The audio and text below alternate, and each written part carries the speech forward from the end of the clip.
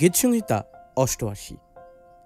হে সদাপ্রভু, আমার ত্রাণেশ্বর, আমি দিবসে ও রাত্রিতে তোমার সম্মুখে ক্রন্দন করিয়াছি। আমার প্রার্থনা তোমার সাক্ষাতে উপস্থিত হোক। আমার কাকুক্তিতে কর্ণপাত করো, কেননা আমার প্রাণ দুঃখে পরিপূর্ণ। আমার জীবন পাতালের নিকটবর্তী। আমি গর্তগামীদের সহিত গণিত।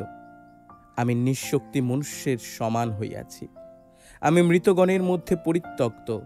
আমি কবরশায়ী নিহতদের সদৃশ্য, যাহাদিগকে তুমি আর স্মরণ করো না। তাহারা তোমার হস্ত হইতে বিচ্ছিন্ন রহিয়াছে। তুমি আমাকে নীচতম গর্তে রাখিয়াছ, অন্ধকারে ও গভীর স্থানে রাখিয়াছ। আমার উপরে তোমার ক্রোধ চাপিয়া আছে। তুমি আপনার সমস্ত তরঙ্গ দ্বারা আমাকে দুঃখার্থ করিয়াছ। তুমি আমার আত্মীয়দিগকে আমা হইতে দূরে রাখিয়াছ, তাহাদের কাছে আমাকে নিতান্ত ঘৃণাও করিয়াছ। আমি অবরুদ্ধ, বাহিরে আসিতে পারি না। আমার চক্ষু দুঃখে নিস্তেজ হইয়াছে। আমি প্রতিদিন তোমাকে ডাকিয়াছি, হে সদাপ্রভু, তোমার দিকে অঞ্জলি প্রসারণ করিয়াছি। তুমি কি মৃতগণের পক্ষে আশ্চর্য ক্রিয়া করিবে? প্রেতগণ কি উঠিয়া তোমার স্তবগান করিবে?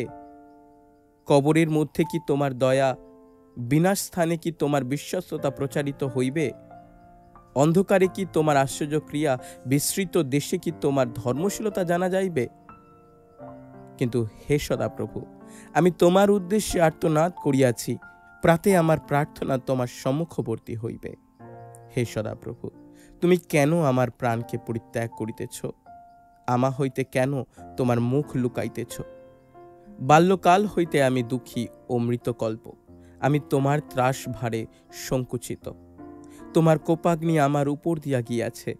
তোমার ত্রাস আমাকে উচ্ছেদ করিয়াছে। তাহা সমস্ত দিন জলের ন্যায় আমাকে ঘেরিয়াছে। তাহা একসঙ্গে আমাকে বেষ্টন করিয়াছে। তুমি প্রেমিক ও সুহৃদয়কে আমা হইতে দূর করিয়াছ। অন্ধকারই আমার জ্ঞাতি কুটুম্ব।